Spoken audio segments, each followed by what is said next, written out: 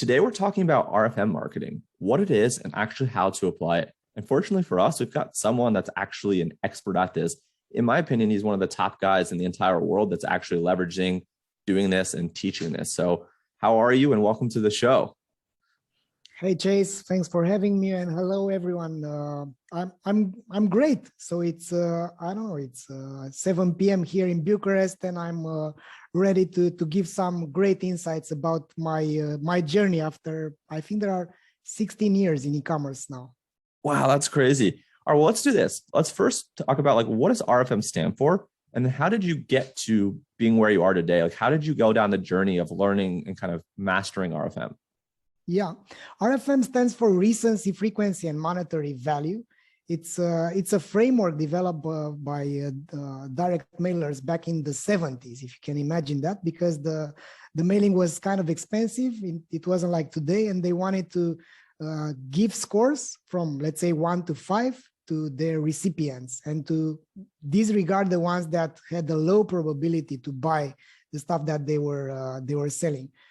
Time has passed, and now the biggest retailers in the world are using RFM model so that they can understand which are their best customers, which are their worst customers, and what the best customers are buying, and so on. And I got here after I've been an e-commerce entrepreneur myself. I've sold my company when we were making something like 14 million in annual turnover. We were selling car insurance, and we looked at which are our best customer groups. And the truck drivers were having a disproportionate impact in the total margin. And then we realized that, hey, let's focus on these guys. And we made some crazy advanced stuff to acquire them.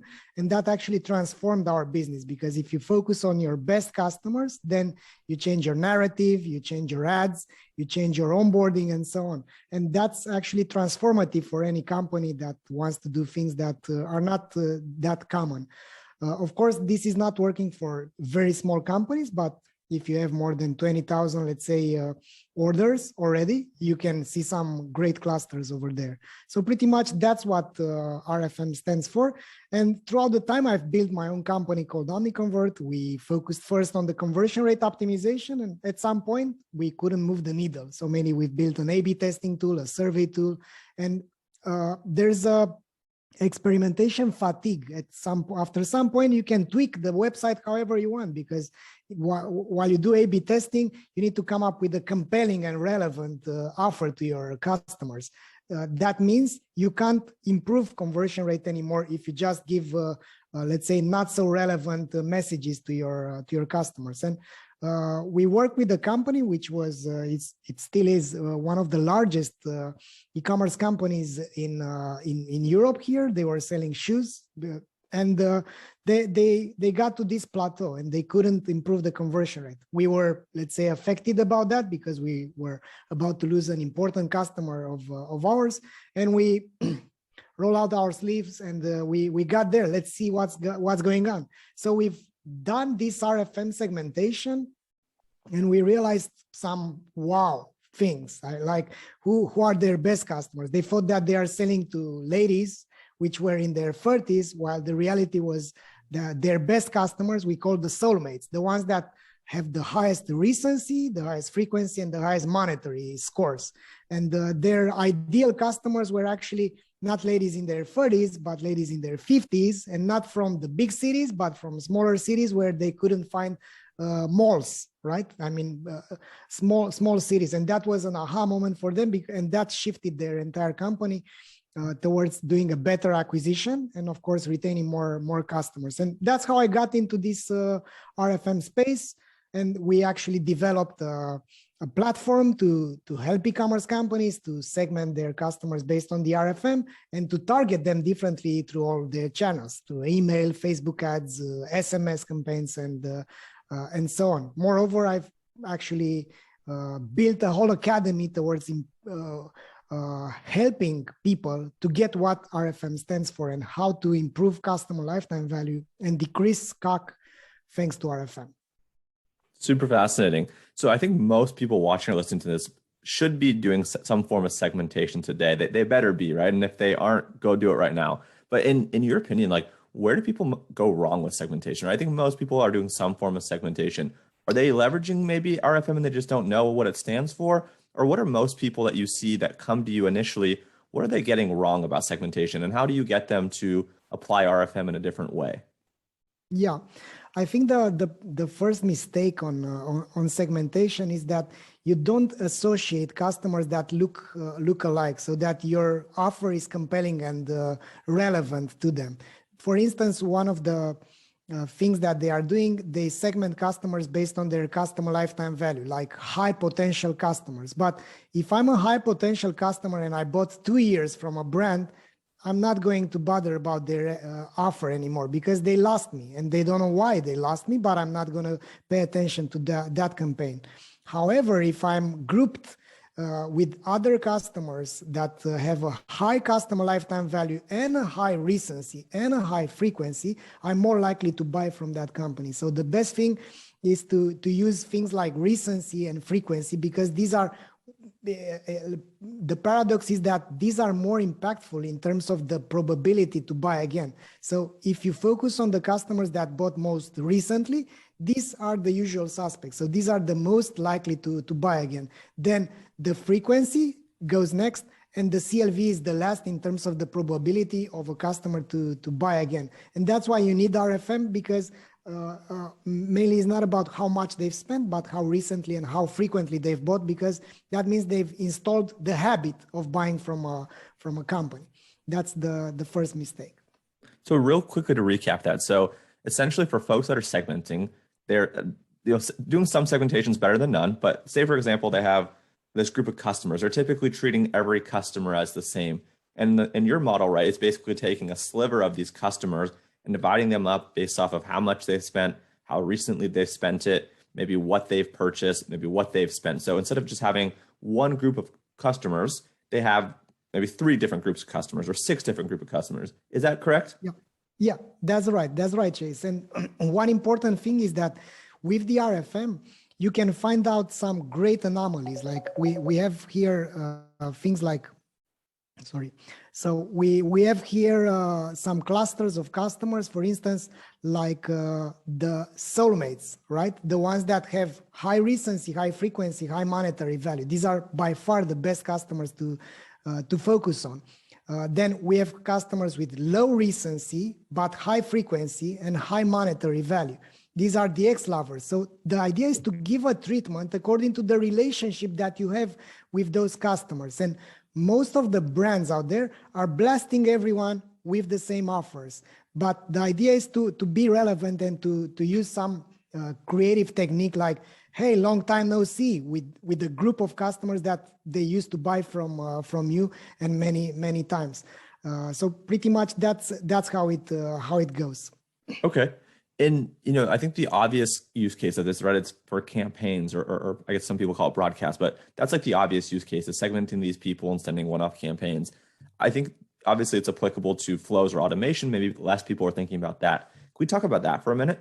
Like, where do you leverage this on the automation side? Yeah, for sure. The best, let's say the best campaigns that I think should be checked by any brand at this moment are the onboarding campaigns. So if it's a large enough company that has different kind of newly acquired customers, they should be splitting them in 2.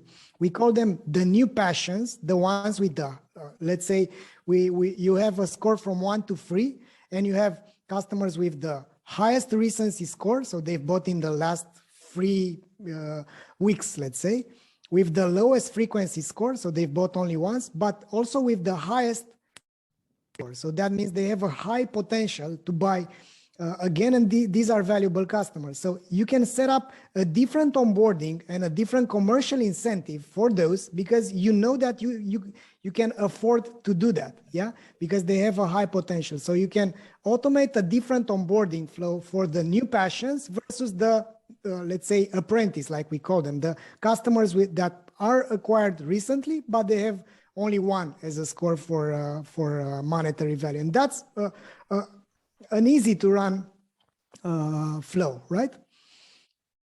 Another, yeah, please, what do you think, Chase? Yeah, no, this is great. as we're talking about this, we're mainly focused on email, right? I'm an email guy. We're mainly talking about email. Is any of this stuff applicable to something like an SMS or things that people can customize on the website as well? Or is this RFM specific to email? No, it can ideally, and my prediction is that the best email marketing agencies out there are going to be the ones that are data driven and that are going to be aligning with the other channels, even though they are not going to, let's say, run PPC campaigns or they are not going to tweak the website to improve the UX. They need to know what the other channels are doing. And if you have an RFM strategy, you have it aligned with the other channels as well. So for instance, if the new passions have the highest purchase intent and potential, you can address them with an SMS flow at the same time, with the website personalization offer at the same time, and with ads as well. For instance, we are working with the brand right now, which is addressing the new passions by giving them some scratch cards. And then based on these scratch cards, these are expiring based on when they are coming to the landing page. So they do this package insert only for the new passions, which have the highest potential. And then you get the package, you find out the scratch card, you do this instant gratification to see if you've won something. And what you've won, it's an access voucher to a landing page. And on that landing page, you find out a campaign that is going to be giving you, I don't know, 40% in the first, if you place another order in the next 2 days. If you do it at the end of the week, you get only 15% and then only 5%. And you orchestrate they orchestrate email campaigns, Facebook ad campaigns, and SMS flows for this as well. And this is going to be, it's automatically triggered. So these kind of campaigns should be orchestrated by the brands looking to level up their e-commerce game. Super helpful. So one question, and then I think you might have been talking about maybe some other flows, so apologies, but one question I have is like in the way the world's going towards more privacy, right? You know, cookies are going away, you know, iOS 14, 14.5, iOS 15. Is RFM becoming more important, or is it equally as important? Like, how does RFM change as we lose some of these other things? Does it grow in popularity and grow in importance, or is it kind of about the same? Yeah, by all means, we are seeing a very high interest nowadays, especially in the last 2 months. We are seeing a large interest because the Facebook ROAS is going down, and now marketers and e-commerce companies are looking for ways to leverage their campaigns. And first-party data and blended with zero-party data, I think it's the best solution that they can have to this issue. And RFM is gaining a lot of traction. So in the last months, we've seen a lot of students onboarding in our CVO Academy, and RFM is going to become, from my perspective, the go-to strategy to tackle the cookieless world. Amazing. All right, so two things I want to end on. One is any other automations or campaigns that you want to touch about that are really important that people should be leveraging with RFM. And then I'd love for you to touch a little bit on the Academy. So let's start with any other automations or flows, whether it's one or a handful more, and then we'll wrap up with the Academy. Yeah, so another important flow that can be triggered is the prevention campaigns, right? The prevention flows, because you get the days since the last transaction. For instance, we have this integration with Klaviyo, and we push this kind of data like the RFM group plus the days since the last order. And you can prevent this based on the value of based on the segment of the customer. And an important thing is to look at the opportunity window, right? Because you have this days since the last transaction, but many marketers are pushing this email based on their calendar. But in order for a customer to buy again, they need to consume or use the product that they've bought. So the buying habit follows the consumption habit. So it's not that smart to push a voucher or a commercial campaign when the customers are not actually use the product. And it's this thing called the average days between the transactions. And if you look at the purchase cycle, or when the probabilities to purchase again are the highest, then that's when you should be triggering this type of prevention campaign, right? Because you don't want them to churn. So in order to do so, you simply need days since the last transaction and the RFM group. And you actually craft a journey for the customers, and you trigger this type of flows based on the days since the last transaction and the RFM group. You do it once, and then you benefit out of it. The beauty of RFM is that it gives you a lot of leverage, and it's piling up the results down the line. Amazing. That's awesome. And then, I mean, clearly, you know a lot of stuff. Obviously, we've gone through a lot in 10, 15 minutes. There's so much more that people can learn. Will you talk a little bit about the Academy before we wrap this up? Yeah, of course. So we teamed up back in April. We decided that the world needs to level up the e-commerce game. I'm a strong believer in customer lifetime value optimization, because the whole mechanics of growth is increasing the CLV while decreasing the CAC. That's the whole math, but there are a lot of ways to do so. So we teamed up with a lot of cool people out there, and we tackled the whole customer value optimization space. We have there Bob Mesta, which is the pioneer in the jobs to be done methodology. We have Carl Gillis from the customer experience and CRO world. We have you, Chase, which you are a master in email.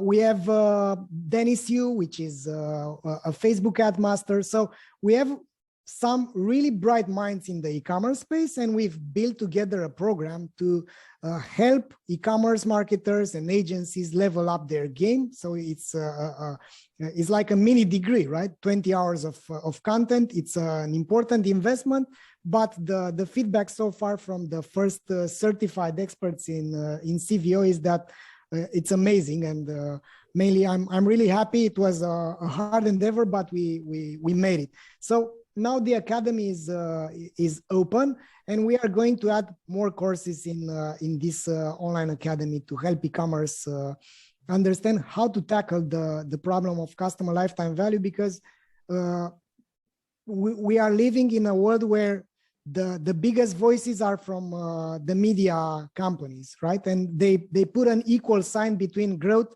and spending money on ads, which I think is not the case. And I think we're both on the same page with this, Chase.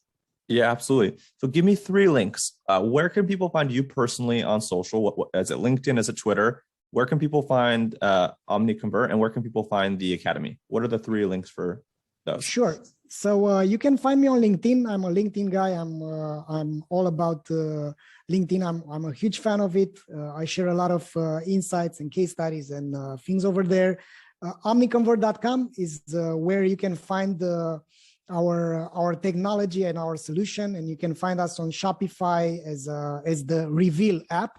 And you can go to academy.omniconvert.com for this course. And also the good news is that we have a free introductory 1-hour course for the ones that just want to see what's all about. Amazing. Well, thank you so much for your time and your wisdom and your insight. You're welcome, Chase. Thanks a lot for inviting me. Of course, man. All right. Cheers.